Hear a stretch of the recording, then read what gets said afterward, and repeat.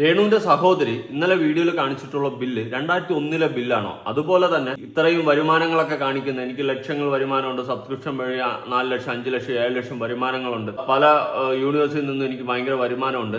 ഇത്രയും വരുമാനം കാണിക്കുന്ന ഒരാൾക്ക് കാരുണ്യയിൽ നിന്നും ഈ പറയുന്ന ഇളവുകൾ കിട്ടുമോ? ഇങ്ങനെ കുറെ അധികം കാര്യങ്ങൾ സംസാരിക്കാനുണ്ട്.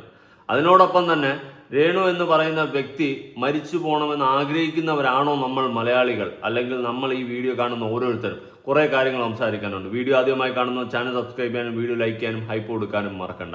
അപ്പോൾ എല്ലാവർക്കും നമസ്കാരം. ഇന്നലെ രേണുവിൻ്റെ സഹോദരി ഒരു വീഡിയോ ഇട്ടിട്ടുണ്ടായിരുന്നു. ആ വീഡിയോ കണ്ട സമയത്ത് ഞാൻ തന്നെ ഇങ്ങനെ അന്താളിച്ചിരുന്നു. എന്തുവാ ഇതിങ്ങനെ എന്ന് ഞാനിങ്ങനെ ആലോചിക്കുകയാണ്. കാരണം ഒരു കുടുംബത്തിൻ്റെ അവസ്ഥയാണ്. വന്നിട്ട് ബില്ലും ഒക്കെ എടുത്ത് കാണിച്ച് നാട്ടുകാരുടെ മുന്നിൽ അവതരിപ്പിക്കേണ്ടി വരുന്ന ഒരു ഗതികേട്. അതും രേണുവിൻ്റെ സഹോദരിയായിട്ടുള്ള രമ്യ എന്ന് പറയുന്ന അവർ വന്നിരുന്നിട്ടാണ് എല്ലാം കാണിക്കുന്നത്. രേണു ആണ് സൈഡിൽ ബെഡിൽ കിടക്കുകയും ചെയ്യുന്നുണ്ട്.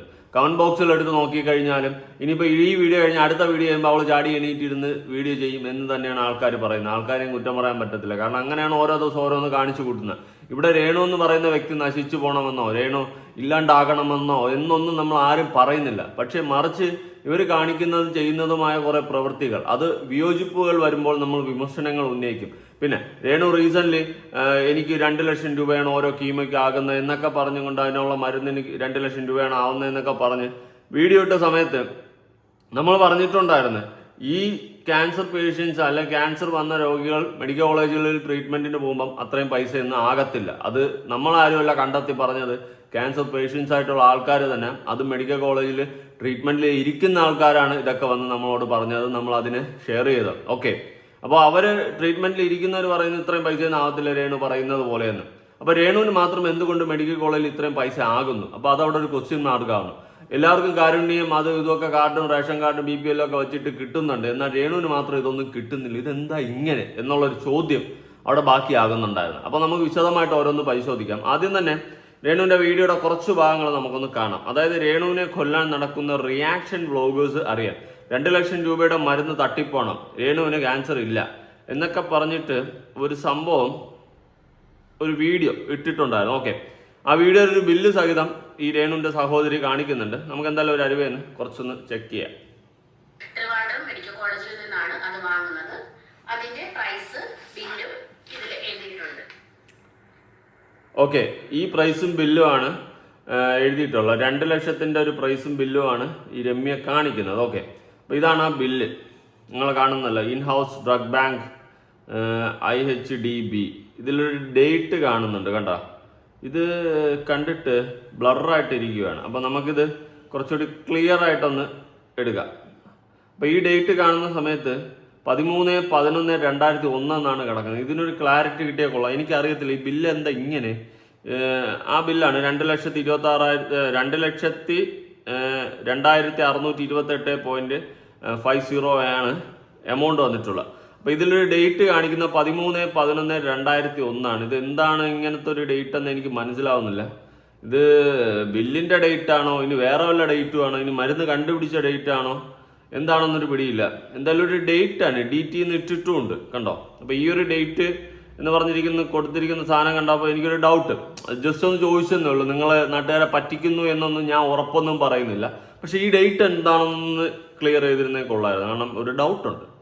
ഓക്കെ, എമൗണ്ട് ബാക്കിയെല്ലാം ഓക്കെ. എമൗണ്ടൊക്കെ നിങ്ങൾ പറഞ്ഞ എമൗണ്ടൊക്കെ തന്നെയാണ്. ടോക്കൺ C997, DL നമ്പർ ഇതാണ് 413/21/2001, ഡേറ്റ് 13/11/2001. ഈ ഒരു ഡേറ്റിന്റെ കാര്യത്തിൽ ഒരു ക്ലാരിഫിക്കേഷൻ തന്നാൽ കൊള്ളാമായിരുന്നു. പേഴ്സണലി എങ്കിലും എനിക്ക് ഇൻസ്റ്റയിൽ ഒരു മെസ്സേജ് അയച്ചാലും മതി. ജസ്റ്റ് പേഴ്സണലി ഒരു ക്ലാരിഫിക്കേഷൻ തന്നാൽ കൊള്ളാമായിരുന്നു. ഈ ഡേറ്റ് ഏത് ഡേറ്റാണ്, എന്താണ് ഈ ഡേറ്റിന്റെ അർത്ഥമെന്ന്. ഓക്കെ, അപ്പോൾ ശരി, ആ ഡേറ്റിന്റെ കാര്യം അവിടെ നിൽക്കട്ടെ. ഇനി കാണിച്ച ബില്ലും ബാക്കി കാര്യത്തിലോട്ട് നമുക്ക് വീണ്ടും ഒന്നുകൂടി ചരിച്ചിട്ട് വരാം. അയ്യോ പോയാ, മൊത്തത്തിൽ പോയല്ലോ രേണു. നമുക്ക് ഒന്നുകൂടി കാണാം. രേണു സുധി വീഡിയോ നമുക്ക് ഫുള്ളായിട്ട് ക്ലിയർ ആയിട്ട് കണ്ട് സംസാരിച്ച് പോയാൽ മതി. ഓ പരസ്യമാണല്ലോ രേണു. കാശ് കിട്ടും പേടിക്കണ്ട.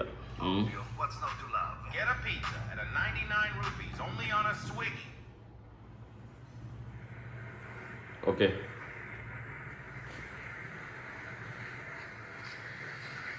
പിന്നെ രേണുവിന് കീമോ കൊടുക്കുന്നത് കാർബോപ്ലാൻ സിപ്ലാറ്റിൻ എന്ന മെഡിസിനാണ്.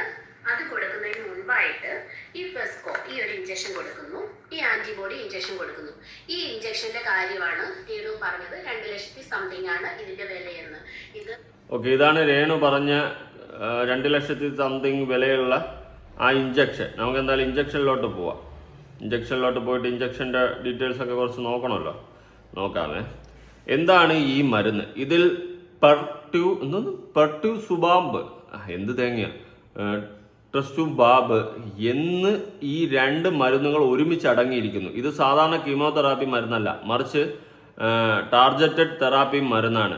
ബ്രസ്റ്റ് ക്യാൻസറിൽ HER2 പോസിറ്റീവ് എന്ന വിഭാഗത്തിൽപ്പെടുന്ന വേഗത്തിൽ പടരുന്ന തരം ക്യാൻസർ കോശങ്ങളെ മാത്രം ലക്ഷ്യം വെച്ച് നശിപ്പിക്കാനാണ് ഇത് ഉപയോഗിക്കുന്നത്. സാധാരണ കീമോയ്ക്കോടൊപ്പം ശരീരത്തിന് പുറത്ത് ത്വക്കിനടിയിൽ ഇഞ്ചക്ഷനായിട്ടാണ് ഇത് നൽകുന്നത്. അങ്ങനെയാണ് ഈ മരുന്നിൻ്റെ പ്രോസസ്സ് വരുന്നത്. ഇനി സൗജന്യമായി ലഭിക്കുന്ന മേഖലയിൽ ലക്ഷങ്ങൾ വില വരുന്ന ഇതേ മരുന്ന് അല്ലെങ്കിൽ ഇതിലെ ഘടകങ്ങളായ മരുന്നുകൾ വേറെയായി കേരളത്തിലെ സർക്കാർ മെഡിക്കൽ കോളേജുകളിൽ കാരുണ്യ പദ്ധതി KSP വഴി അർഹരായ രോഗികൾക്ക് പൂർണ്ണമായും സൗജന്യമായി നൽകാറുണ്ട്. അതായത് ഈ മരുന്ന്, ഈ 2 ലക്ഷത്തോളം വില വരുന്ന ഈ മരുന്ന് സൗജന്യമായിട്ട് നൽകാറുണ്ട് എന്നുള്ളൊരു കാര്യമാണ് മനസ്സിലാക്കേണ്ടത്. അപ്പോൾ എന്തുകൊണ്ട് രേണുവിന് BPL കാർഡ് അടക്കമുള്ള രേണുവിന് സൗജന്യമായി കിട്ടില്ല? ഒരുപക്ഷെ ഇവരുടെ വരുമാനം ലക്ഷങ്ങളാണെന്ന് കാണിക്കുന്നത് കൊണ്ടാവാം മേ ബി ഇവർക്ക് സൗജന്യമായി കിട്ടാത്ത. ഇനി അങ്ങനെ കിട്ടിയാലും ഇല്ലെങ്കിലും ഇവർക്ക് ഈ പറയുന്ന മെഡിക്കൽ കോളേജിലെ സൂപ്രണ്ടിനെയൊക്കെ കയറി കണ്ട് സംസാരിച്ച് അതിൻ്റെ നിയമപരമായിട്ടുള്ള വശങ്ങൾ വഴി വന്നു കഴിഞ്ഞാൽ ഉറപ്പായിട്ട് ഇവർക്കും കിട്ടും സൗജന്യമായി. ഇത്രയും ലക്ഷങ്ങൾ മുടക്കേണ്ട കാര്യം വരത്തില്ല. അതിൻ്റെ വഴി എന്താണെന്നൊക്കെ അന്വേഷിച്ച് കാര്യങ്ങളൊക്കെ ഒന്ന് നോക്കിക്കഴിഞ്ഞാൽ അവർക്ക് ഉറപ്പായിട്ട് കിട്ടും. ഇപ്പോൾ ഇവിടെ രേണുവിന് സൗജന്യമായി മരുന്ന് കിട്ടാത്തതോ മരുന്ന് കിട്ടുന്നതോ ഒന്നുമല്ല നമ്മുടെ ഇവിടുത്തെ ആരുടെയും പ്രശ്നം. പക്ഷെ നിങ്ങൾ പറയുന്ന ഓരോ കാര്യങ്ങൾ അത് പൊതുസമൂഹത്തിൽ കൊടുക്കുന്നത് റോങ് ആയിട്ടുള്ള മെസ്സേജുകളാണ് ഈ പറയുന്ന രേണുസുതി കാണിക്കുന്നത്. ഇപ്പോൾ രേണുസുതി വന്നിട്ട് പറയുന്നത് അയ്യോ എനിക്ക് ഓരോ കീമോയ്ക്ക് 2 ലക്ഷം രൂപയോളം ആകുന്നുണ്ട്, അത്രയും ചിലവാണ് മെഡിക്കൽ കോളേജിൽ എന്നുള്ള സ്റ്റേറ്റ്മെന്റ് അടിക്കുമ്പോൾ ക്യാൻസർ പേഷ്യൻസ് ആയിട്ടുള്ള ആൾക്കാർ, അവിടെ ചികിത്സിക്കുന്നവർ, അവർ പ്രതികരിക്കും. അതുപോലെ തന്നെ ഈ പറയുന്ന ഇനി ക്യാൻസറൊക്കെ വന്ന് തുടങ്ങി ചെക്കപ്പൊക്കെ കഴിഞ്ഞ് ഇരിക്കുന്നവർ അവരൊക്കെ ഞെട്ടും. ദൈവമേ ഇത്രയും കാശാവുമോ? ഇതൊക്കെ ആയിരിക്കും ആൾക്കാർ ചിന്തിക്കുന്നത്. അല്ല നിങ്ങൾ നശിക്കണമെന്നോ നിങ്ങളെ കുടുംബം നശിക്കണമെന്നോ ഇവിടെ ആരും അങ്ങനെയൊന്നും ആഗ്രഹിക്കുന്നില്ല. പക്ഷെ അങ്ങനെ ആഗ്രഹിക്കുന്നവരുണ്ട്, കമന്റ് ബോക്സുകളിൽ കാണാം. അതെന്തുകൊണ്ടാണ് അങ്ങനെ ആയതെന്ന് ചോദിച്ചു കഴിഞ്ഞാൽ നിങ്ങൾ ആക്കിയതെന്നേ ഞാൻ പറയത്തുള്ളൂ. എൻ്റെ ഏറ്റവും വലിയ ആഗ്രഹം നിങ്ങൾ ആ അസുഖമൊക്കെ മാറി ജീവിതത്തിലോട്ട് തിരിച്ചു വരട്ടെ. പക്ഷെ കള്ളത്തരങ്ങളും മണ്ടത്തരങ്ങളും പറഞ്ഞ് വീണ്ടും ആൾക്കാരെ കുഴപ്പത്തിലാക്കല്ലേ രേണു ആൻഡ് ഫാമിലി എന്ന് എനിക്ക് പറയാനുള്ളൂ. പ്രത്യേകിച്ച് രമ്യ ഒന്ന് മനസ്സിലാക്കുക, നമ്മൾ എന്തോ അവരെ നിങ്ങളെ കുടുംബത്തിനെ തകർക്കാൻ വേണ്ടിയിട്ട് നിൽക്കുന്ന എന്തോ വലിയ ശത്രുക്കളെ പോലെയാണ് നിങ്ങൾ കാണുന്നത്. നമുക്ക് അതിൻ്റെ ഒന്നും ആവശ്യമില്ല, എനിക്ക് അതിൻ്റെ ഒട്ടും ആവശ്യമില്ല. സംതിങ് ആണ് ഇതിന്റെ വിലയെന്ന്. ഇത് രേണുവിന് മൊത്തം പറഞ്ഞേക്കുന്നത് 6 കീമോയാണ്. 6 കീമോ കഴിയുമ്പോൾ സർജറി. ഈ 6 കീമോയ്ക്കും ഈ കീമോ ചെയ്യുന്നതിനോടൊപ്പം ഈ ഒരു ഇഞ്ചക്ഷനും എടുക്കുന്നുണ്ട്. ഈ ഒരു 2 ലക്ഷത്തി സംതിങ് രൂപയുടെ ഈ ഒരു മെഡിസിൻ, ഇത് വെറും ഞാൻ ഇപ്പോഴും അതാ നിങ്ങളോട് ചോദിക്കുന്നത്, ഈ ഒരു മെഡിസിൻ ആണോ നിങ്ങൾ ഉദ്ദേശിച്ചത്? ഇതാണെങ്കിൽ ഇത് 5000 രൂപയ്ക്ക് കിട്ടുന്നുണ്ടെങ്കിൽ ദയവായിട്ട് അത് ഞങ്ങൾക്കൊന്നാ കിട്ടുന്ന സ്ഥലം നിങ്ങളൊന്ന് പറഞ്ഞു തരിക. എന്റെ അനിയത്തിക്ക് വേണ്ടി ഞാൻ അത് എന്റെ ഒരു അപേക്ഷയാണ്. അതായത് ഈ എമൗണ്ടിന് മരുന്ന് കിട്ടുമെങ്കിൽ നമ്മളടുത്തൊന്ന് പറഞ്ഞു കൊടുക്കാനാണ് രമ്യ പറയുന്നത്. ഇത് നിങ്ങൾ തന്നെ മെഡിക്കൽ കോളേജിൽ കയറി സംസാരിക്കുക. നിങ്ങളുടെ ഫാമിലിയിൽ നിന്ന് ആരെങ്കിലും കുറച്ച് വിവരം ബോധമൊക്കെ ഉള്ളവരുണ്ടെങ്കിൽ അവരെ പിടിച്ചേർത്തി സംസാരിക്കുക. കാരണം ഇത് കാരുണ്യ വഴി അതിൻ്റെതായ രീതിയിൽ പൊക്കി കഴിഞ്ഞാൽ അത് ഇത്രയും സൗജന്യമായോ വില കുറച്ചോ ഒക്കെ കിട്ടാനുള്ള എല്ലാ പോസിബിലിറ്റിയും ഉണ്ട്. അതുകൊണ്ട് തന്നെ ദയവ് ചെയ്തിട്ട് നിങ്ങൾ അങ്ങനെ എന്തെങ്കിലും ഒരു ഇത് നോക്കുക. ഇനി ഞാൻ കുറച്ച് കാര്യങ്ങൾ വായിക്കാം. വിലക്കുറവിൽ അമൃത് ഫാർമസിയിൽ ഇൻഷുറൻസ് പരിരക്ഷ ഇല്ലാത്തവർക്ക് പോലും ഇതിൻ്റെ ഇന്ത്യൻ പതിപ്പുകൾ ബയോസിമിലേഴ്സ് അമൃത് കാരുണ്യ ഫാർമസികൾ വഴി വളരെ വലിയ ഡിസ്കൗണ്ടിൽ ലഭിക്കാറുണ്ട്. അതായത് ഈ മരുന്ന് തന്നെയാണ്, ഏത് വില കൂടിയ മരുന്നുകളായാലും ഈ പറയുന്ന അമൃത് ഫാർമസി വഴി വളരെയധികം ഡിസ്കൗണ്ടിൽ ലഭിക്കാറുണ്ട്. ഇത്തരം കാര്യങ്ങൾ നമ്മൾ പൊതുസമൂഹത്തിലോട്ട് പ്രസന്റ് ചെയ്യുമ്പോൾ അതിൻ്റെതായ രീതിയിൽ പ്രസന്റ് ചെയ്യണം കേട്ടോ.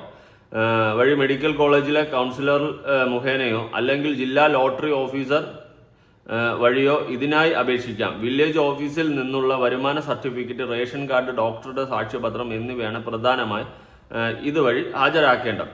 അതായത് ഈ സംഭവങ്ങളൊക്കെ ഹാജരാക്കി അതിൻ്റെതായ രീതിയിലൊന്ന് വന്നു കഴിഞ്ഞാൽ കാരുണ്യയിൽ നിന്നൊക്കെ വില കുറച്ചൊക്കെ കിട്ടും. അതൊന്ന് മനസ്സിലാക്കുക. നിർധന രോഗികൾക്കുള്ള പ്രത്യേക റിലീഫ് ഫണ്ടുകൾ, prime minister, chief minister district relief fund പ്രധാനമന്ത്രിയുടെയോ മുഖ്യമന്ത്രിയുടെയോ ദുരിതാശ്വാസ നിധിയിലേക്കും മെഡിക്കൽ കോളേജിലെ ചികിത്സാ രേഖകൾ സഹിതം അപേക്ഷിച്ചാൽ ലക്ഷങ്ങൾ വില വരുന്ന ഇത്തരം ടാർഗറ്റഡ് മരുന്നുകൾ വാങ്ങാൻ പ്രത്യേക ഫണ്ട് നേരിട്ട് ആശുപത്രിയിലേക്കും അനുവദിക്കാറുണ്ട്. കേട്ടല്ലോ, ഇതൊന്നും നമ്മൾ ഉണ്ടാക്കി പറയുന്നതല്ല, ഇതൊക്കെ ഉള്ളതാണ്. നെറ്റിലൊക്കെ ഒന്ന് കയറി നോക്കൂ. അല്ലാണ്ട് എനിക്ക് ഇത്രയും ലക്ഷം രൂപയായി എന്നൊക്കെ പറഞ്ഞുകൊണ്ടിരുന്നിട്ട് കാര്യമില്ല. അതുപോലെ തന്നെ ബില്ലിൽ വന്നിട്ടുള്ള ഡേറ്റ് കണ്ടല്ലോ, ഈ ഡേറ്റ് എന്താണ്? ഇനി മരുന്ന് കണ്ടുപിടിച്ച ഡേറ്റ് ആണ് അതോ നിങ്ങൾ നേരത്തെ വാങ്ങി വെച്ച ഡേറ്റ് ആണ്? എനിക്കറിയത്തില്ല. അത് ഏത് ഡേറ്റ് ആണെന്ന് ഒന്ന് ക്ലിയർ ചെയ്താൽ കൊള്ളായിരുന്നു. കാരണം ഒരുപാട് പേര് ഈ ഡേറ്റിന്റെ കേസൊക്കെ സംസാരിക്കുന്നുണ്ട്. നമുക്ക് എന്തായാലും നോക്കാം.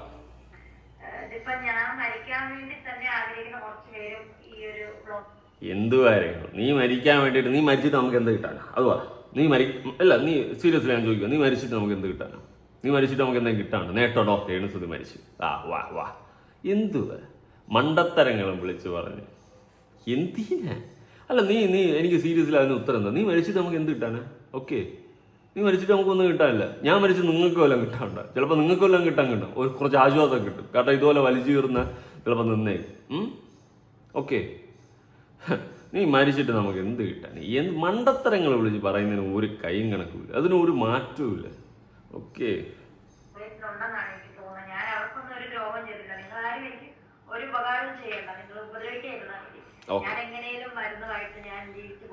അതിനകത്ത് ഓരോ ക്യാൻസർ പേഷ്യൻസ് വിളിച്ച് സംസാരിക്കുന്നതിന്റെ വോയിസ് റെക്കോർഡ്സുകളൊക്കെ കിടക്കുന്നുണ്ട്. എനിക്ക് അത്രേ ആയുള്ളൂ, അവർക്ക് അതായില്ല, എന്റെ ക്യാൻസറിന് ഇങ്ങനെയായിരുന്നു, എന്റെ ക്യാൻസറിന് കീമോ ചെയ്തപ്പോൾ ഞാൻ ഇത്രയും രൂപയായുള്ളൂ.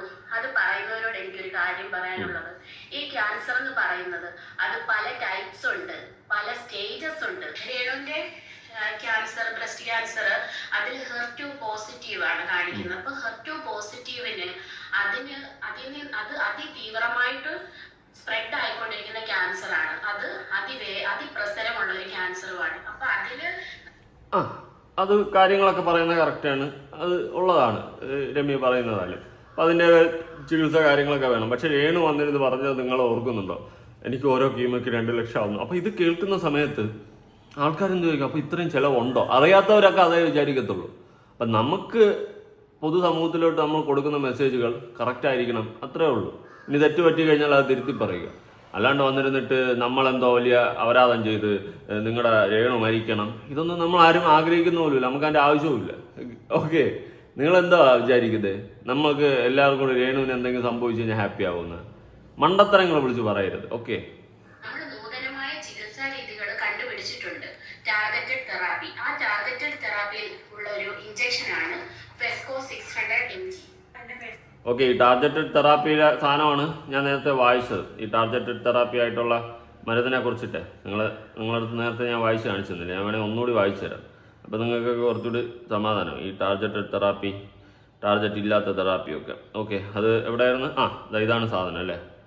ഇതാണ് സാധാരണ കീമോതെറാപ്പി മരുന്നല്ല, മറിച്ച് ടാർഗറ്റഡ് തെറാപ്പി മരുന്നാണ്. ബ്രസ്റ്റ് ക്യാൻസറിൽ HER2 പോസിറ്റീവ് എന്ന വിഭാഗത്തിൽപ്പെടുന്ന വേഗത്തിൽ പടരുന്ന തരം ക്യാൻസർ കോശങ്ങളെ മാത്രം ലക്ഷ്യം വെച്ച് നശിപ്പിക്കാനാണ് ഇത് ഉപയോഗിക്കുന്നത്. സാധാരണ കീമോതെറാപ്പിയോടൊപ്പം ശരീരത്തിന്റെ പുറത്ത് ത്വക്കിനടിയിൽ ഇഞ്ചക്ഷനായിട്ട് ഇത് നൽകുന്നുണ്ട്. ഈ മരുന്നുകളാണ് സൗജന്യമായിട്ടൊക്കെ ലഭിക്കുന്നത്. അതിൻ്റെതായ വഴികളിലൂടെ ഇപ്പോൾ, അല്ലാണ്ട് വന്നിരുന്നിട്ട് എനിക്ക് ഇത്ര ലക്ഷങ്ങളായി പൈസ ചിലവുണ്ട് എന്ന് പറയുന്നതിനേക്കാളും അതിൻ്റെ വഴിയൊന്ന് നോക്ക്. ഓക്കെ, അത് ഫ്രീ ആയിട്ടൊക്കെ കിട്ടുന്ന വഴിയുണ്ട്, സൗജന്യമായിട്ടും വളരെ വില കുറച്ചൊക്കെ കിട്ടുന്ന വഴികളുണ്ട്. ആ വഴികൾ നോക്ക്. ഫെസ്കോ 600 mg. എന്റെ മെഡിസിനെ പറ്റിയുള്ള വിവാദങ്ങളൊക്കെ ഇപ്പൊ നടന്നുകൊണ്ടിരിക്കുന്നത് ഞാൻ അറിഞ്ഞു. എനിക്ക് ഫോൺ തരാത്തതുകൊണ്ട് ഞാൻ ഇതൊന്നും അറിയുന്നില്ല. ഡോക്ടേഴ്സ് പറഞ്ഞു രേണുവിന്റെ ഫോണൊന്നും ഒട്ടും ഉപയോഗിക്കുന്നില്ല. റീലിടുന്നു, മറ്റേ തട്ടിക്കളിക്കുന്നു. ഇതിനെല്ലാം റീലിടാനും എല്ലാത്തിനും ഫോണുണ്ട്. അല്ലാത്തപ്പോൾ എനിക്ക് ഫോൺ തരുന്നില്ല, ഞാൻ ഫോൺ അറിയുന്നില്ല, എന്താണെന്നൊന്നും എനിക്കറിയത്തില്ല. ഇത് പണ്ടേ ഉള്ള ഡയലോഗാണ് രേണു. അയ്യോ, ഞാനിതൊന്നും കാണാറില്ല. അയ്യോ, എൻ്റെ 100ഓളം ഫ്രണ്ട്സ് എനിക്ക് അയച്ചിരുന്നു, പക്ഷെ ഞാനിതൊന്നും കാണാറില്ല. ഈ ഒരു സെറ്റപ്പ് സംസാരം. ഡോക്ടർ പറഞ്ഞിട്ടുണ്ട് ഫോൺ ഉപയോഗിക്കല്, അങ്ങനെ ഇങ്ങനെയൊക്കെ പറഞ്ഞിട്ടുണ്ട്. നീ എന്നിട്ട് റീലിടുന്നു, വീഡിയോ ഇടുന്നു, എന്നിട്ട് ഏറി പോകുമ്പം സഹതാപത്തിന് വേണ്ടിയിട്ട് ഇതുപോലെ മൂടിപ്പോതച്ച് കിടന്നിട്ട് അടുത്ത വീഡിയോ ഇടും. ഇതൊക്കെ കാണുന്ന ആൾക്കാർ എന്ത് പറയുന്നുണ്ട്? എന്തിനാ? പ്രഹസനങ്ങൾ നിർത്ത്, ഉള്ളതുപോലെ പറ. ഓക്കെ, ഇപ്പോൾ ഇങ്ങനെ ഒരു സഹതാപ വീഡിയോയുടെ സമയം മറ്റേ വിഗും വെച്ചിട്ടില്ല, മറ്റേ പുതപ്പെടുത്ത് മൂടി പൊതച്ച് കയറി കിടക്കുന്നുണ്ട്. ഇത് കാണുമ്പോൾ ആൾക്കാർക്ക് സഹതാപം തോന്നും. സീരിയസ്ലി എനിക്ക് സഹതാപം തോന്നുന്നു. നിന്റെ കടപ്പ് കണ്ടപ്പോഴും എനിക്ക് സഹതാപം തോന്നി. പക്ഷെ പറയുന്ന കാര്യങ്ങളിൽ കഴമ്പില്ലെങ്കിൽ നമ്മൾ ഉറപ്പായിട്ട് വിമർശിക്കും. ഇപ്പോൾ റീസെൻ്റ്ലി തന്നെ നീ കിച്ചുവിൻ്റെ അടുത്ത് കാണിച്ചത് അത് ഏറി കയറിപ്പോയി കുടുംബത്തോട്. അതിനുശേഷമാണ് ഇത്രയും വെറുപ്പ് നീ സമ്പാദിച്ചു വെച്ചത്. ഓക്കെ, അല്ലെങ്കിൽ നിന്നെ തൊടത്തോലും ഇല്ലായിരുന്നു ഒരാൾക്കാർ പോലും, ഞാൻ അടക്കം. കാരണം ആ ഒരു വിഷയം വന്നപ്പോഴാണ് നിന്നെ തൊടേണ്ട രീതിയിലോട്ട് വന്നത്. എന്നിട്ട് നീ അടുത്ത് മണ്ടത്തരങ്ങൾ വിളിച്ചു പറയാൻ തുടങ്ങിയപ്പോൾ സംസാരിക്കേണ്ട ആവശ്യം വന്നു. അല്ലാണ്ട് നീ നശിച്ചു പോകണമെന്നോ നീ ഇല്ലാണ്ടാവണമെന്നോ ഇവിടെ ഞാൻ ആഗ്രഹിക്കുന്നില്ല. പിന്നെ എൻ്റെ ഓഡിയൻസ് ആയിട്ടുള്ള കുറേ ആൾക്കാരും ആഗ്രഹിക്കുന്നില്ല. എന്നാൽ ആഗ്രഹിക്കുന്നവരുണ്ടോ എന്ന് വെച്ച് കഴിഞ്ഞാൽ മേ ബി കാണും. അതും നീ വരുത്തി വെച്ചതാണെന്നേ ഞാൻ പറയത്തുള്ളൂ. അവരെയും പൂർണ്ണമായിട്ട് കുറ്റം പറയത്തില്ല. അവർ ചിന്തിക്കുന്നത് ശരിയാണെന്നല്ല ഞാൻ വാദിക്കുന്നത്. പക്ഷേ മനസ്സിലാക്കുക, അത് എന്റെ രോഗത്തിന്റെ ട്രീറ്റ്മെന്റിനെ ബാധിക്കുന്നു പറഞ്ഞുകൊണ്ട് എന്റെ വീട്ടുകാർ എനിക്കിപ്പോ ഫോൺ തരാറില്ല. അപ്പം റീൽ എടുക്കാൻ മാത്രമേ ഫോൺ തരൂ? എനിക്ക് അറിയാത്തതുകൊണ്ട് ഞാൻ ചോദിച്ചതാണ്. എൻ്റെ ട്രീറ്റ്മെന്റിനെ ബാധിക്കുന്നത് കൊണ്ട് വീട്ടുകാർ ഫോൺ തരാറില്ല എന്ന് പറയുമ്പോൾ റീൽ എടുക്കാൻ വേണ്ടിയിട്ട് വീട്ടുകാർ ഫോൺ തരൂ? എൻ്റെ പൊന്നു വേണു, നമ്മൾ മണ്ടന്മാരൊന്നും അല്ല ഈ കണ്ടോണ്ടിരിക്കുന്നവർ. നിങ്ങൾ ഇതിനെപ്പറ്റി കേട്ടപ്പോ തന്നെ എന്റെ ചേച്ചി അതിനെപ്പറ്റി ഡീറ്റെയിൽ ആയിട്ട് നിങ്ങളോട് സംസാരിച്ചു. അപ്പം നിങ്ങൾ കുറച്ചുപേരെ ഉപകാരം ചെയ്തതിൽ ഉപദ്രവിക്കാതിരിക്കുക. Hi, hello, welcome back to my YouTube channel. ഇപ്പൊ കീമോ വന്നിട്ട് നല്ല ക്ഷീണത്തിൽ കിടക്കുവാണ്. നിങ്ങൾക്ക് അറിയാലോ കഴിഞ്ഞ പ്രാവശ്യത്തെ കീമോ. ഈ കീമോ കഴിയുന്ന അന്ന് ചിലപ്പോൾ വലിയ വിഷയം കാണില്ല, ചിലപ്പോൾ 2 ദിവസം കഴിയുമ്പോഴായിരിക്കും അത് എഫക്റ്റ് ചെയ്ത് തുടങ്ങുന്നത് എന്നൊക്കെ പറയുന്നുണ്ട്. ഞാൻ എൻ്റെ അടുത്ത് ഒരുപാട് പേര് പേഴ്സണലിലേക്ക് സംസാരിച്ചു, അവരുടേതായ അനുഭവങ്ങളൊക്കെ അവർ പറയാറുണ്ട്. അപ്പോൾ കേൾക്കുമ്പോൾ വിഷമം വരാറുണ്ട്. രേണുവിനും ഈ ഒരു അവസ്ഥ വന്നില്ല, നല്ല വിഷമമുണ്ട്. ഉള്ള കാര്യം പറയാം, നാളെ എനിക്കോ ആർക്കോ നമുക്ക് പറയാൻ പറ്റത്തില്ലടേ എന്തൊക്കെ എപ്പോഴൊക്കെ വരാൻ പോകണമെന്ന്. ഈ പോണ വഴിക്ക് ചിലപ്പോൾ കുഴഞ്ഞു എന്ത് ചെയ്യും അതും പറയാൻ പറ്റില്ല, അതൊക്കെ വിധി. അപ്പം അങ്ങനെ ഒരു ലക്കും ലെവലും ബ്രാക്കും ഇല്ലാത്ത ജീവിതത്തിൽ ജീവിച്ചുകൊണ്ടിരിക്കുന്ന നമ്മൾ കുന്തളിപ്പുകൾ കാണിക്കാതിരിക്കുക. ഓക്കെ, ഇപ്പോൾ പണ്ട് എനിക്ക് ഓർമ്മയുണ്ട്, ഞാനന്ന് സ്റ്റേഷനിൽ കേസിൻ്റെ ഒരു വിഷയമായിട്ട് പോയപ്പോൾ എൻ്റെ ഫേസ് അവിടെ അന്ന് ആക്സിഡൻ്റ് ആയത് SI സാറ് ചോദിച്ചു ഇങ്ങനെ ഓക്കെ ആണോ, എന്താണ് ട്രീറ്റ്മെൻറ്റൊക്കെ എങ്ങനെയായി എന്നൊക്കെ പറഞ്ഞ് ചോദിച്ചപ്പോൾ അന്ന് രമ്യ പറഞ്ഞ ഒരു വാക്ക് എനിക്ക് ഇന്നലെ രമ്യയുടെ ഈ വീഡിയോ കണ്ടപ്പോൾ എനിക്ക് ഓർമ്മ വന്നു. ഞാനിങ്ങനെ ആലോചിച്ചു, രമ്യ പറഞ്ഞ് നീ കാശെല്ലാം കൊണ്ട് ഹോസ്പിറ്റലിൽ കൊടുക്കും എന്ന് എൻ്റെ അടുത്തൊരു വാക്ക് രമ്യ അന്ന് മുഖത്ത് നോക്കി പറഞ്ഞിട്ടാണ് ഇറങ്ങിപ്പോയത്. ഞാനപ്പോൾ ചിരിച്ചുകൊണ്ട് ഞാൻ തിരിച്ചൊരു ഡയലോഗ് അടിച്ച്, ആശുപത്രിയിലുള്ള കാശൊന്നും കുഴപ്പമില്ല, അതെൻ്റെ അച്ഛൻ ഉണ്ടാക്കി വെച്ചിട്ടുണ്ടെന്ന് നോക്കിയോളാന്ന് പറഞ്ഞ് തിരിച്ചൊരു ഡയലോഗ് അടിച്ചു വിട്ട്. അപ്പം അന്ന് എൻ്റെ മുഖത്ത് നോക്കിയിട്ട് രമ്യ ഇങ്ങനെ ഒരു വാക്ക് പറഞ്ഞിട്ടുണ്ടായിരുന്നു. അപ്പം എനിക്ക് ആക്സിഡൻ്റ് ആയതുകൊണ്ട് രമ്യ പറഞ്ഞൊരു സാധനമാണ്, നീ കാശെല്ലാം കൊണ്ട് ഹോസ്പിറ്റലിൽ കൊടുക്കുമെന്ന്. അപ്പോൾ അത് നമ്മൾ ഒരിക്കലും അങ്ങനെ നമ്മളെ ശത്രുവിൻ്റെ മുഖത്ത് നോക്കി പോലും അങ്ങനെ പറയാൻ പാടില്ല. ഇന്ന് ആ സിറ്റുവേഷൻ നിങ്ങൾക്ക് വന്നില്ലേ, ഹോസ്പിറ്റലിൽ കൊണ്ട് കാശ് കൊടുക്കേണ്ട അവസ്ഥ വന്നില്ലേ, ചികിത്സിക്കേണ്ട അവസ്ഥ വന്നില്ല. ഞാനൊരിക്കലും അത് കർമ്മയാണെന്ന് പറഞ്ഞ് നിങ്ങളെ വേദനിപ്പിക്കാനോ ഒന്നിനും നിൽക്കുന്നില്ല. പക്ഷേ നമ്മൾ സ്വയമേ മനസ്സിലാക്കുക, നമ്മുടെ ശത്രുക്കളായ പോലും നിനക്ക് ഈ ഒരു അവസ്ഥ വന്നത് ഇന്നത് കൊണ്ടല്ലേ എന്ന് പറയാൻ നിൽക്കരുത്. ഓക്കെ, ഒരു അസുഖം വന്നത് ചിലപ്പോൾ എൻ്റെ ശത്രുവൊക്കെ ആണെങ്കിൽ ചിലപ്പോൾ ഞാൻ നേരത്തെ അടിച്ചങ്ങ് തീർക്കും, അത് വേറെ. പക്ഷേ ഒരു അസുഖം വരികയോ ഒരു വയ്യാത്ത സ്റ്റേജ് വരികയോ ഒക്കെ ചെയ്യുമ്പോൾ നിനക്കിത് വന്നത് അതുകൊണ്ടല്ലേ, ഈ ഒരു സെറ്റപ്പ് സംസാരിക്കരുത്. ഓക്കെ, അന്ന് രമ്യ പറഞ്ഞ ആ വാക്കുകൾ ഞാൻ ഇന്നലെ ഓർത്തു. അപ്പോൾ ഇന്നലെ ഞാൻ ഈ വീഡിയോ കണ്ടുകൊണ്ടിരുന്ന സമയത്ത് എനിക്ക് പെട്ടെന്ന് ഓർമ്മ വന്നു, അന്ന് ഇവൾ എൻ്റെ മുഖത്ത് നോക്കിയിട്ട് ഇങ്ങനെ പറഞ്ഞിട്ട് പോയാണ്. എനിക്ക് അത് ഒരു തരത്തിലും അത് ഫീൽ ആയിട്ടില്ല. പോട്ട്. അപ്പോൾ SI സാർ അന്ന് എന്നുള്ള സെറ്റപ്പിൽ നിന്ന് SI ആണോ CI ആണ്, SI സാറാണോ, ഓക്കെ. അപ്പോൾ അതങ്ങനെ അങ്ങ് കടന്നുപോയി. അപ്പോൾ ഞാനന്ന് ഓക്കെ അതങ്ങ് വിട്ടു. പക്ഷേ ഇന്നലെ ഈ വീഡിയോ കണ്ടുകൊണ്ടുമ്പോൾ എനിക്ക് ആ സാധനം ഓർമ്മ വന്നു, നീ ഈ പൈസ കൊണ്ട് ആശുപത്രിയിലല്ലേ കൊടുക്കുമെന്ന് പറഞ്ഞ്. ഇന്ന് ഇവരുടെ അവസ്ഥ ഉണ്ടാകും. അതുകൊണ്ടാണ് ഞാൻ പറഞ്ഞത്, നമ്മൾ ആരെയും ഒന്നും പറയാതിരിക്കുക, പഴിക്കാതിരിക്കുക, ഇങ്ങനത്തെ കാര്യങ്ങളൊക്കെ. തെറ്റ് കണ്ടാൽ തെറ്റെന്ന് പറയുക, ശരി കണ്ടാൽ ശരിയെന്ന് പറയുക. അല്ലാതെ ഒരാളുടെ സ്റ്റേജിന് എടുത്തു വെച്ചിട്ട് നിനക്കിത് വന്നത് നന്നായി, അല്ലെങ്കിൽ നീ കാശ് കൊണ്ട് ഇനി കുറേ കൊടുക്കുമല്ലോ, ഈ ഒരു സെറ്റപ്പിൽ സംസാരിക്കാതിരിക്കുക. പിന്നെ കള്ളത്തരങ്ങൾ പറയാതിരിക്കുക. ഞാൻ ഇന്നലെ ഈ വീഡിയോ കണ്ടപ്പോൾ ഓർത്ത് എനിക്കത് പറയണമെന്ന് തോന്നി. കേട്ടോ രമ്യ ചിലപ്പോൾ എൻ്റെ വീഡിയോ കാണുമായിരിക്കും, എങ്കിൽ ഈ ഡയലോഗ് ഒന്ന് ഓർത്തേക്ക്. നിങ്ങളന്ന് പറഞ്ഞത് ഓർമ്മ കാണുമല്ലോ, നിങ്ങളുടെ ഹസ്ബൻഡ് കൂടെ ഉണ്ടായിരുന്നു, അങ്ങേര് പെട്ടെന്ന് വിളിച്ചുകൊണ്ടങ്ങ് പോയിട്ടുണ്ടായിരുന്നു. നമ്മൾ ആരെയും പറയരുത്, ശത്രുക്കളെ ആയാൽ പോലും. നാളെ ചിലപ്പോൾ ഈ ശത്രുക്കൾ ചിലപ്പോൾ ഒരു ഗ്ലാസ് വെള്ളം എടുത്ത് തന്നെന്ന് വരും, വഴി കിടന്ന പറയാൻ പറ്റത്തില്ല ആരാണ് എവിടെയാണോ ഉതവുന്നതെന്ന്. എന്നാലും മനസ്സിലാക്കുക, നമ്മൾ ഒരു ദുഷിച്ച ചിന്ത ചിലപ്പോൾ നമുക്ക് കർമ്മ എന്ന് പറയുന്ന സാധനമൊക്കെ ഇട്ട് തിരിച്ചടിച്ചേക്കും. ജീവിതമാണ്, ആർക്ക് എപ്പോഴും എന്തും സംഭവിക്കാം. നാളെ എനിക്ക് ഈ പറയുന്ന അസുഖങ്ങളോ ഒന്നും വന്നുകൂടായില്ല എന്നൊന്നും ഞാൻ പറയുന്നില്ല. ജീവിതമാണ്, ജീവിക്കുക, ആരെയും ദ്രോഹിക്കാണ്ട്. പിന്നെ സത്യമായിട്ട് പറയുക. കള്ളത്തരങ്ങൾ കാണിച്ചു കഴിഞ്ഞാൽ നമ്മളെപ്പോലുള്ളവരൊക്കെ വലിച്ചു കയറി ഒട്ടിക്കും. നാളെ ഞാൻ തെണ്ടിയാണെന്ന് അറിഞ്ഞു കഴിഞ്ഞാൽ നിങ്ങൾക്ക് വലിച്ചു കയറി ഒട്ടിക്കും. അതിനുള്ള എല്ലാ റൈറ്റ്സും നിങ്ങൾക്കും ഉണ്ട്. ഓക്കെ,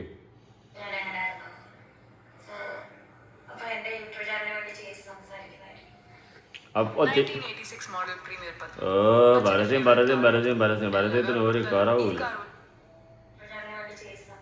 ചില ബ്ലോഗേഴ്സ് രേണുവിന് കൊടുക്കുന്ന ഇഞ്ചക്ഷൻസിനെ കുറിച്ച് സമൂഹത്തിൽ തെറ്റായ കുറെ ധാരണകൾ അവർക്ക് പ്രചരിപ്പിച്ചുകൊണ്ടിരിക്കുന്നു. കാരണം അതിന് ഈ 2 ലക്ഷം രൂപയുടെ ഇഞ്ചക്ഷൻ രേണുവിന് മെഡിക്കൽ കോളേജിലെ ട്രീറ്റ്മെന്റോ അവിടെ നിന്ന് എങ്ങനെയാണ് ഈ 2 ലക്ഷം രൂപയുടെ ഇഞ്ചക്ഷൻ എങ്ങനെയാകുന്നു? കീമോയ്ക്ക് അത്രയും മെഡിസിന് അത്ര വിലയാകുന്നില്ല. പിന്നെ കുറെ ക്യാൻസർ വന്ന ക്യാൻസർ പേഷ്യൻസിന്റെ വോയിസും എടുത്തിട്ടുകൊണ്ടിരിക്കുന്നു. അതിൽ അവർ സംസാരിക്കുന്നുണ്ട് അവർക്ക് ഈ മെഡിസിൻ 5000 രൂപയ്ക്ക് കിട്ടിയെന്നും, പിന്നെ ഞാനും ക്യാൻസർ പേഷ്യൻ്റ് ആണ്, എനിക്ക് അത്രയും മെഡിസിന് വിലയായിട്ടില്ല, രേണു ഇത് രോഗം വരെ കള്ളത്തരമാണെന്ന് പറഞ്ഞ് പ്രചരിപ്പിച്ചുകൊണ്ടിരിക്കുന്നു.